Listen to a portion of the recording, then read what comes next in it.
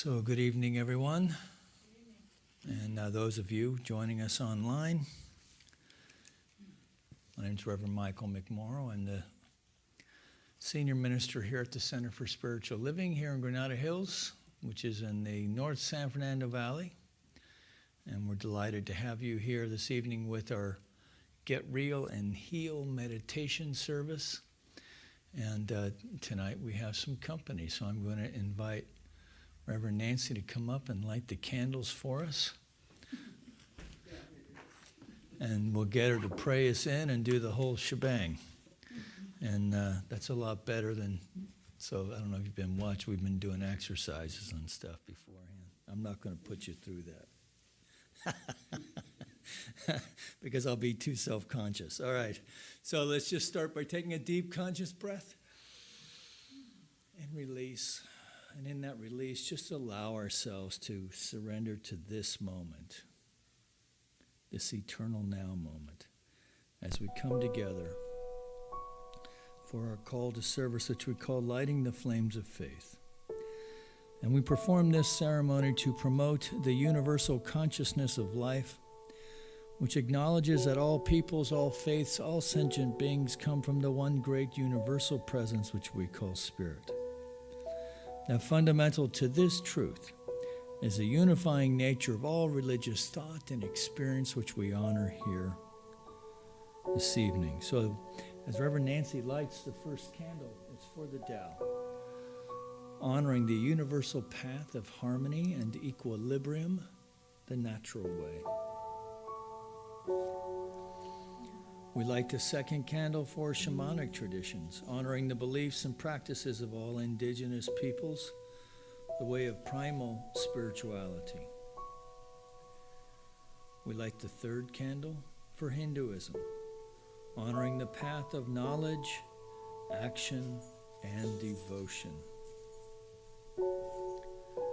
We light the fourth candle for Judaism, honoring the ethical path of living by sacred law.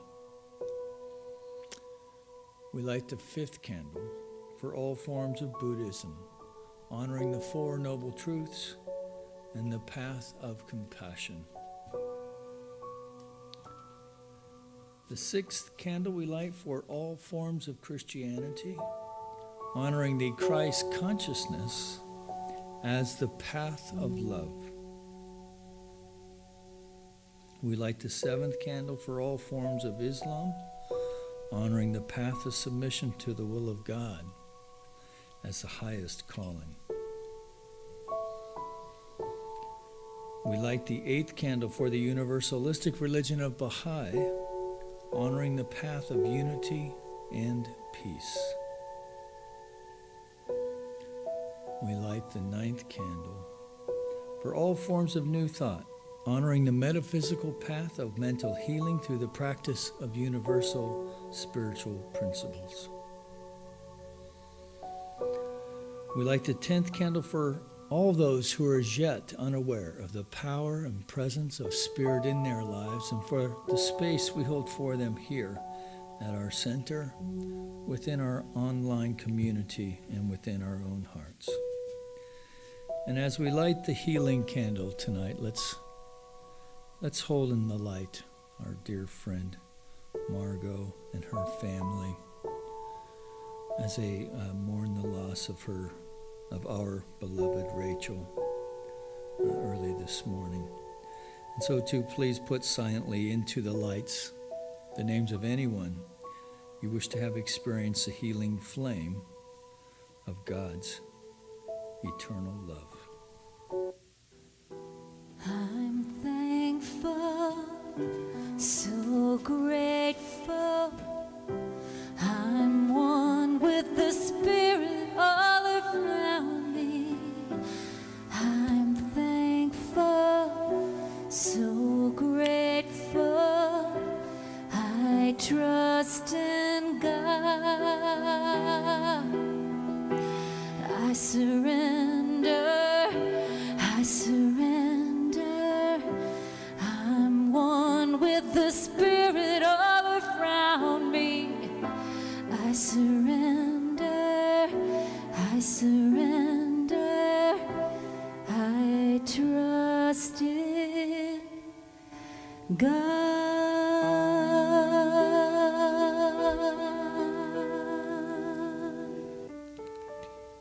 And I do trust that spiritual presence of life. And as we acknowledge it as that which has brought forth everything that we are experiencing, we know that that is the light and the presence and the truth that has brought us to this place and this time together. And as we gather together in a consciousness of love, a love that is so strong and so powerful that it provides us in every way with the strength, the support, the nurturing, the guidance, and fulfills every need. So tonight, as we experience this time together, let us know that our love is truly surrounding Marco and the whole family.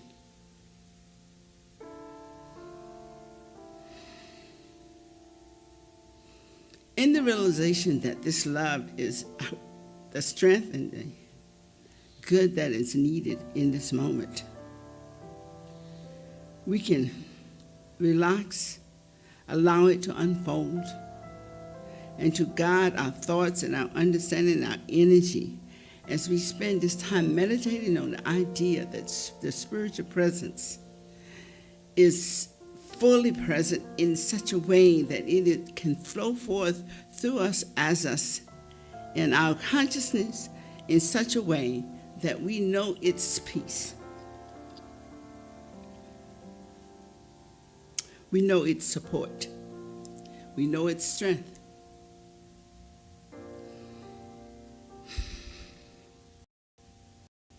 So we move through each and every experience, especially this hour of quietness,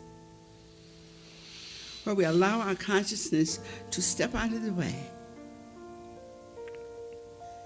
that we may experience a true fulfillment of that divine presence.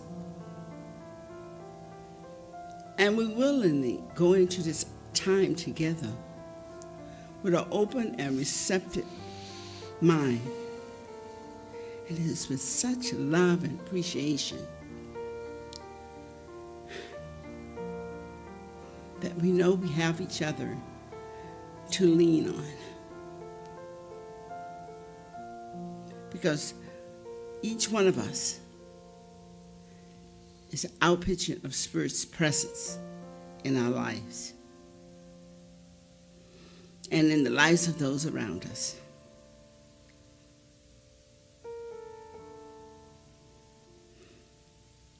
And it's with an open and appreciative heart.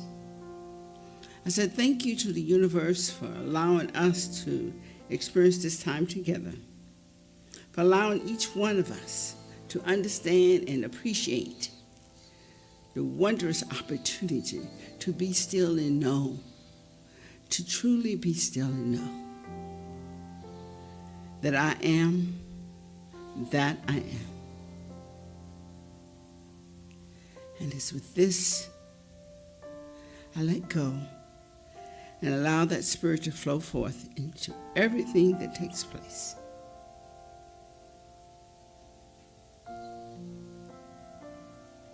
And this unity of one, we let it be so, as we say together.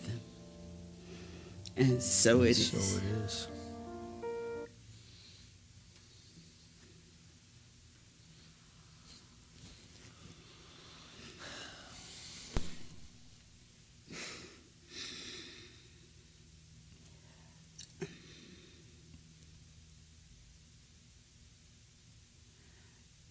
I am very aware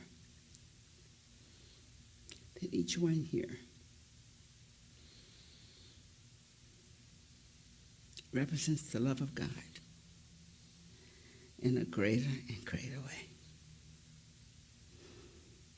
And this is the love, This is the strength. This is the support that we're leaning on together.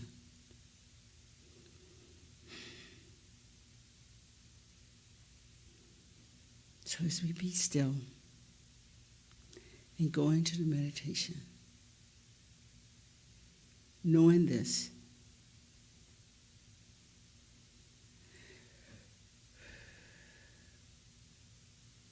we're able to release anything and all things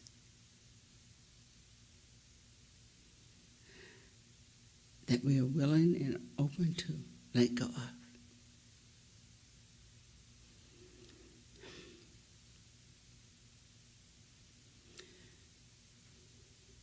The wondrous feeling of the divine presence.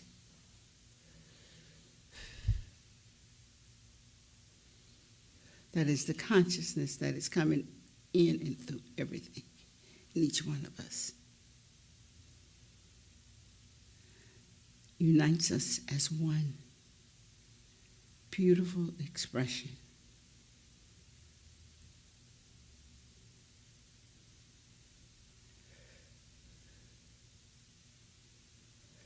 So I let go and let it be so.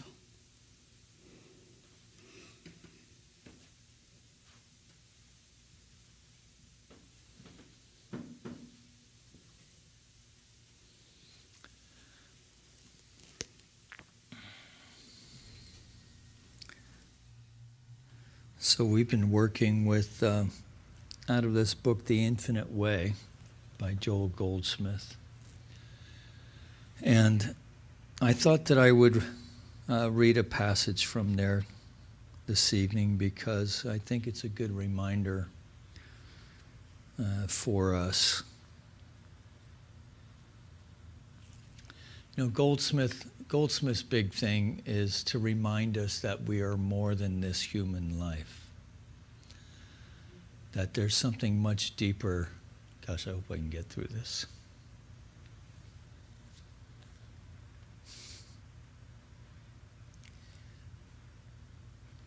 There is a deeper reality going on. And he spoke to this often. There's a lot of written materials on that.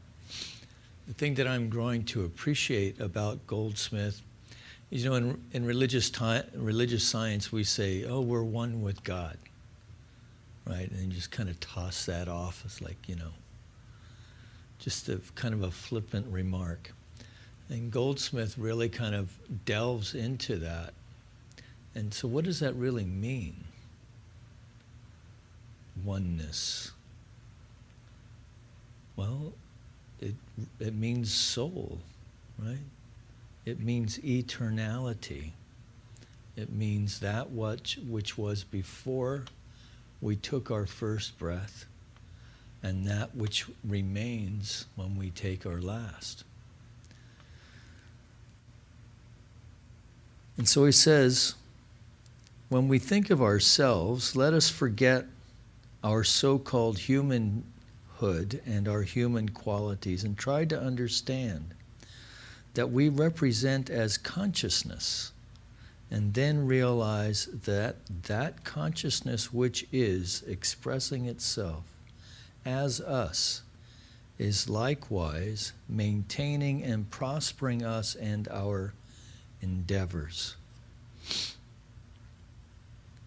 Failure often comes through the belief that we express God or life or intelligence, or that we express God qualities. This is never true. God consciousness is forever expressing itself and its qualities. Consciousness, life, spirit can never fail. Our task is to learn to relax and let our soul express itself. Egotism is the attempt to be or do something through either personal, physical, or mental effort. To take no thought, quote unquote, is to refrain from conscious thinking and to let divine ideas fill our consciousness. Since we are individual spiritual consciousness, we can always trust that consciousness, and when Goldsmith is using the word consciousness, he's using it with a capital C. So to acknowledge the Godhead, the words become very difficult when we're trying to express at this deeper way. To fulfill itself and its mission, we are the spectator or witness of this divine activity of life expressing and fulfill itself. More and more, we must become the spectator or witness. We must become the beholder of life and its harmonies. Each morning, we should awaken with eagerness to watch the new day unfolding and revealing each hour new joys and new victories. Several times each day, we should consciously realize that we are witnessing the revelation of life eternal. The unfolding of consciousness and its infinite expression, the activity of spirit and its grand formations in every situation of our daily experience.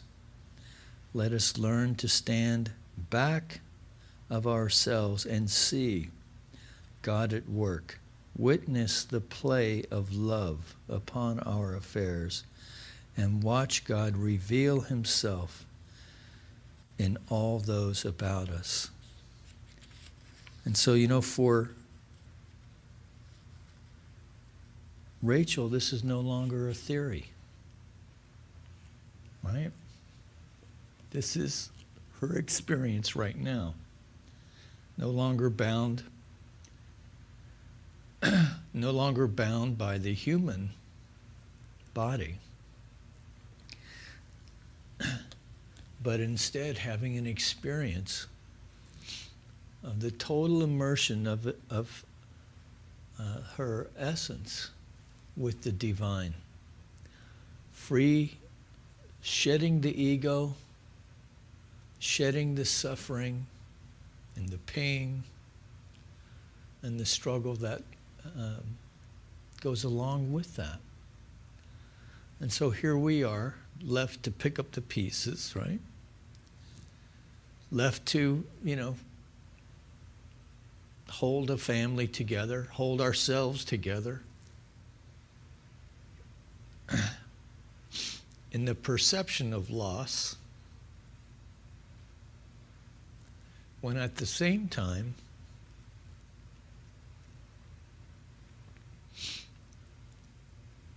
in our heart and in our mind, we know that whether it's Rachel or anyone else we've had to release, that they are free. They are free. And it's ironic that as people who have a spiritual practice, we're always working at that, right? To be free, right? To express more prosperity so we can be free. To express more love so we can be free. Well, to be truly free means the show's done.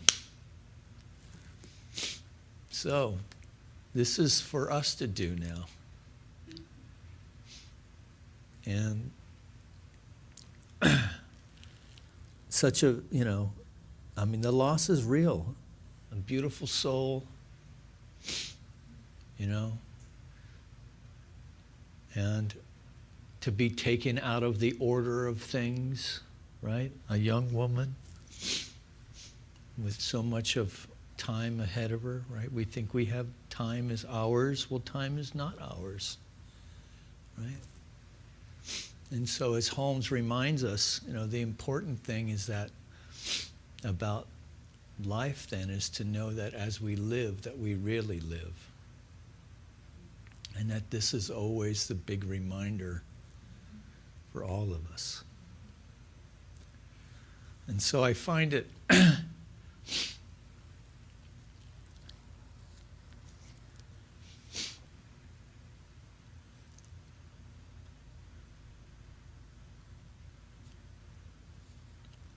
ironic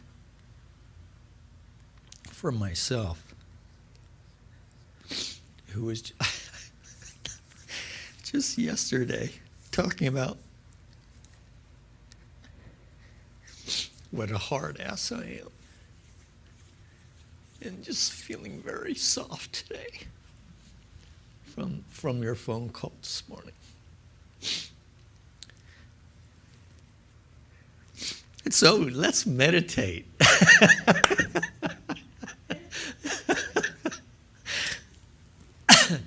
But we can meditate from this place of, like Goldsmith is talking about,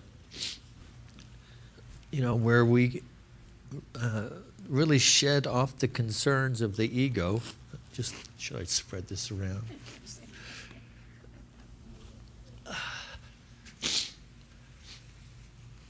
To shed the concerns of the ego and just to be still in the moment and just to feel what's coming up, right? Grief is a weird scene, man. Yeah. So let me do this here.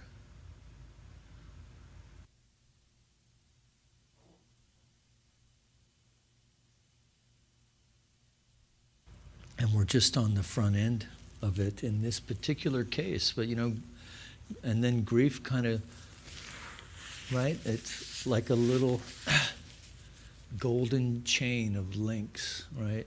It connects with other experiences that we've had.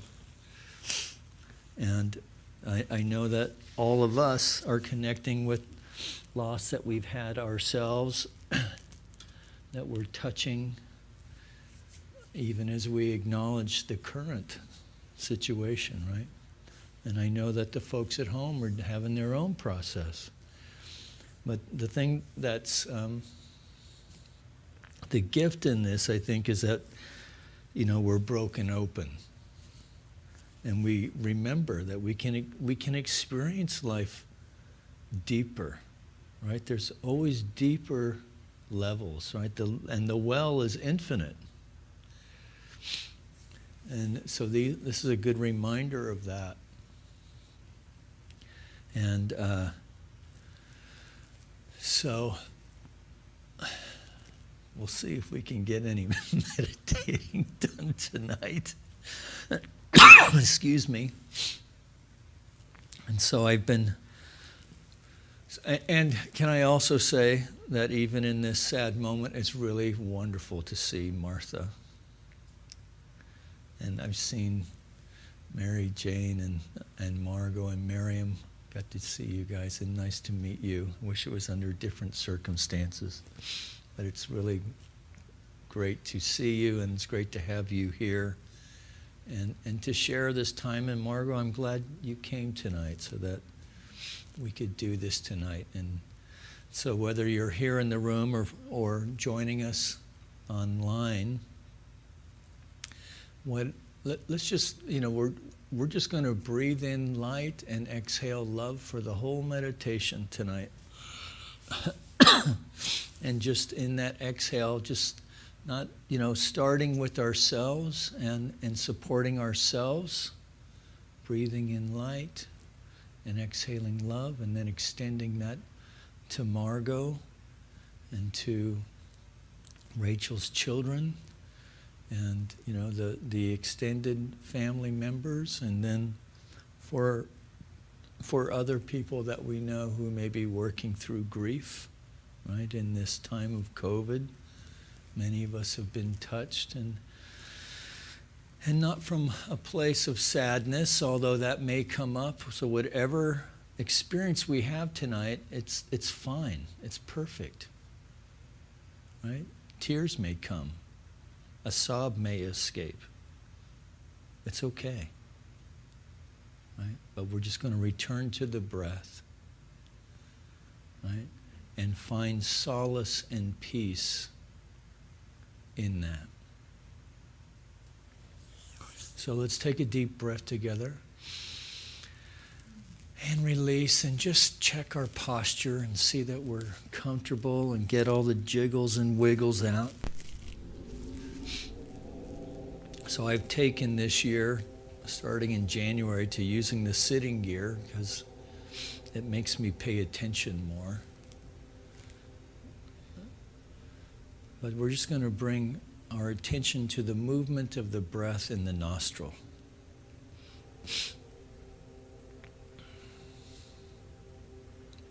And we're just following the breath. We're not making it do anything. We're just focusing on the movement of the breath, and you'll see that the mind will begin to still just through that one simple thing.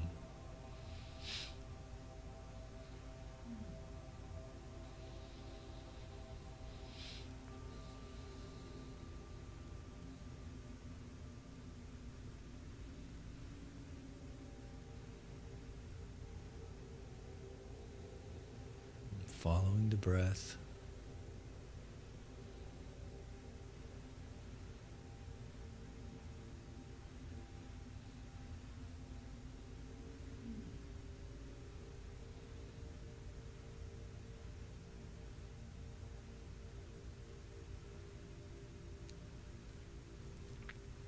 So we're just going to do a body scan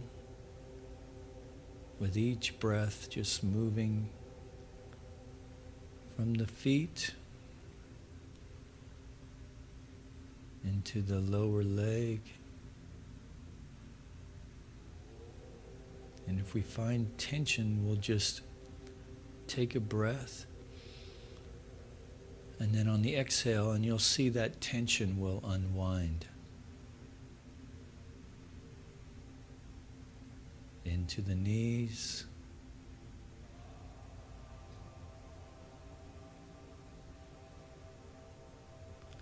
into the thighs,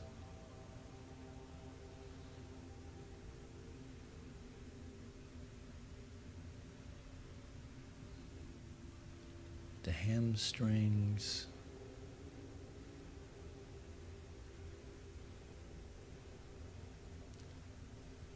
bring our attention to our sit bones,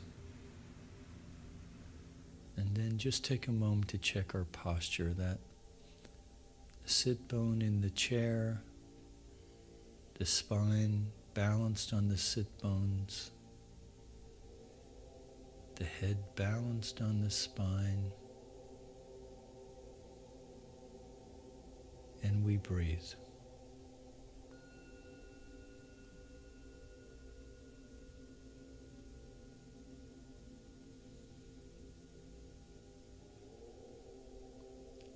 The tummy rises and falls naturally.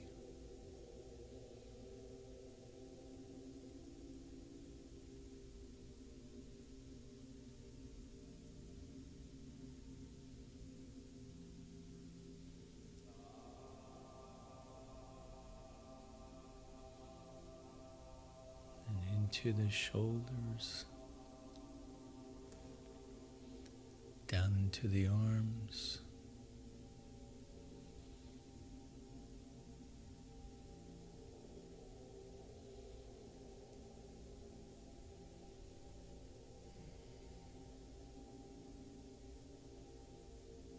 and now bring your attention to the exhale.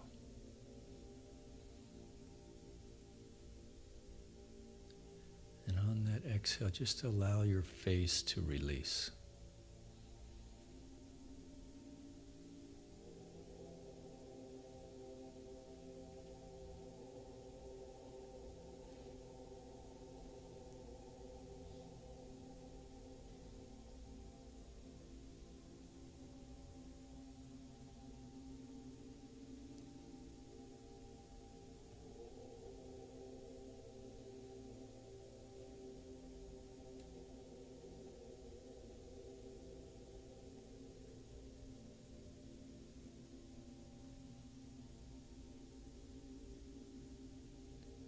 Breathing in light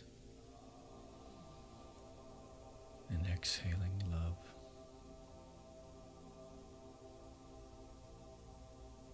As we move now into the silence for about 15 minutes.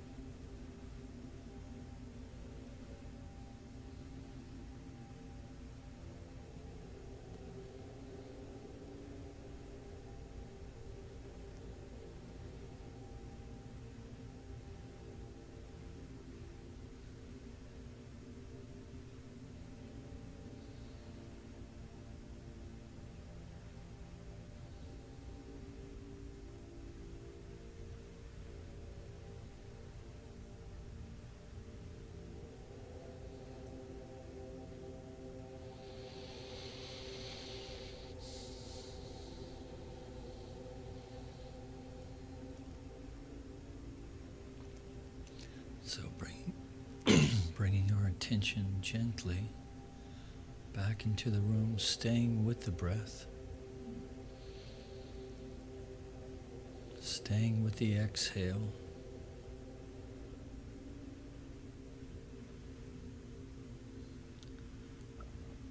We imagine within our heart center, then we see the flame of the divine, the soul itself, and that with each in-breath we are fanning this flame. As we know that the light of the divine is everywhere present, we know we are breathing in the light of the divine. It's coalescing and commingling with light of the divine within. And on the exhale, we feel that breath transcended into love itself. Breathing in light, exhaling love. Breathing in light, exhaling love. And so this flame is now a ball of light, a fire that illuminates rather than consumes, is radiating love itself. Breathing in light, exhaling love, and expanding with each in-breath in the way that we would blow up a balloon with its gentle expansion, contraction, expansion, contraction. Breathing in light, exhaling love, so that this ball of light now extends beyond our torso, side to side, front to back, top to bottom.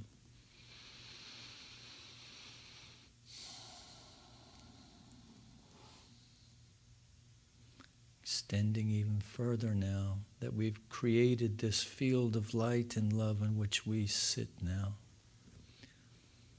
That we feel our heart opening and extending in this expression and in this expansion, that we are now joining with our friends online as well.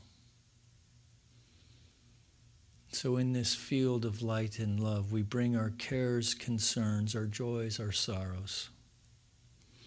We raise Margot in her grief, her family. We raise those who've lost people this year. You know, my mom, Kathleen, I think Miriam's mom this year, Michael's sister, Patty. Susanna lost 6 people this year. Right? So we raise all of us in love and in light.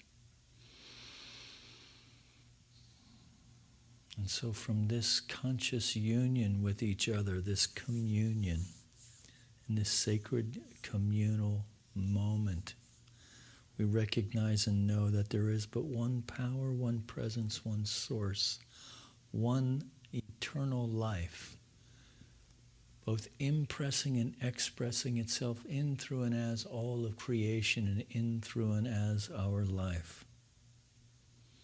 That we connect with this, recognize our oneness with it, and feel this truth as our reality in this moment. That we feel a sense of both release and a sense of support in this recognition, in this conscious recognition of truth. And so that we know for Margot and the family and anyone, and the grief, the expression of life known as grief, that we are sustained in the love and light of the divine itself, that we acknowledge that death is a part of life, that we release any sense of suffering, and we feel the pain, we feel the grief, and release any sense of suffering and just allow ourselves to be. And to acknowledge that in the grief is the sweetness of a deep love. Of a deep love. And that is what we're here for, is to love deeply.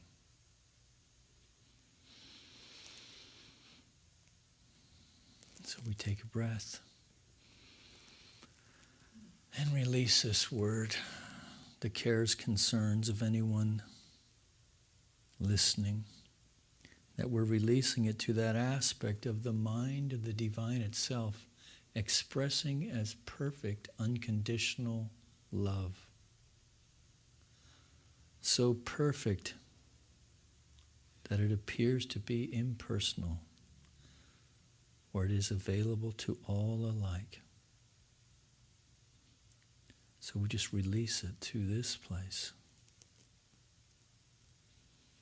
Knowing it is done, knowing it is so, and so in deep gratitude and confidence, we just let it be. And together we acknowledge this by saying, and so it is. Amen.